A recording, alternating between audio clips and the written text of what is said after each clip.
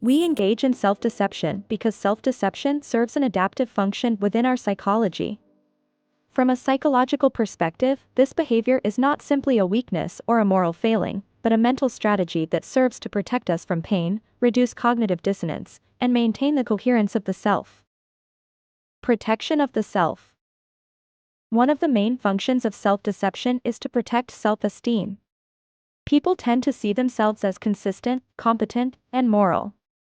When we face information that threatens this self-image, such as a serious mistake, a failure, or behavior that contradicts our values, self-deception acts as a shield. We tell ourselves a more benign or partial version of reality to maintain a positive identity. Reducing cognitive dissonance. The theory of cognitive dissonance, proposed by Leon Festinger, argues that when our beliefs, emotions, or behaviors conflict, psychological discomfort occurs. Self-deception allows us to minimize this tension by reconfiguring our perception of the facts, even if it means denying or reinterpreting the evidence. For example, a person may convince themselves that they didn't want that job anyway after not being hired, even though they actually did. Managing anxiety and fear. Accepting certain truths can generate a difficult-to-bear anxiety, recognizing that a relationship is broken, that we're on the wrong path, or that we're not in control of a situation. Self-deception provides us with an illusion of security and control. By denying painful or threatening aspects of reality, we avoid facing intense emotions immediately, even though this only postpones conflict. Social function. There's also a social component to self-deception.